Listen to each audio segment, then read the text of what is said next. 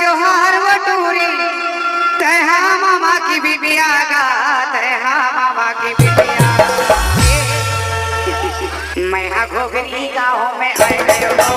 तहा बाबा ने बिटिया घोगरी गाँव में आए गए हो तहा बाबा ने बिटिया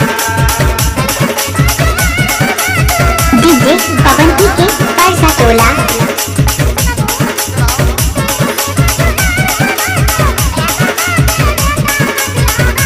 पवन राज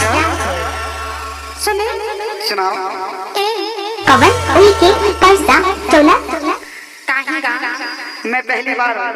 तुम्हारे घोगरी गांव में आया हूँ। अच्छा एक बार सेवा जोहार ले ले सेवा जोहार ले ले टूरी मैं यहाँ तो हर गाँव में आए हो तेहा बाबा ने बिटिया मैं तो हर गाँव में आए हो तेहा बाबा ने बिटिया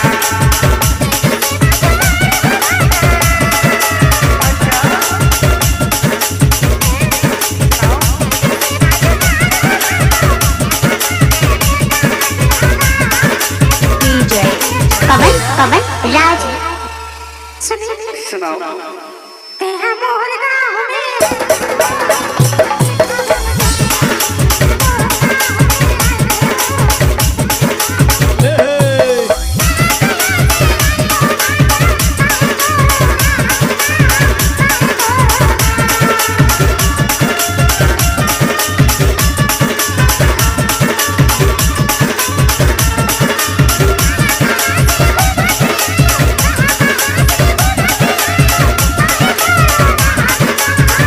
राज सुनाओ कहाँ कहाँ से घूमत करते आए हो भैया? जरूर बताओ मैं कहाँ कहाँ से घूमते हुए यहाँ पहुँचा हूँ। तेहा घोगरी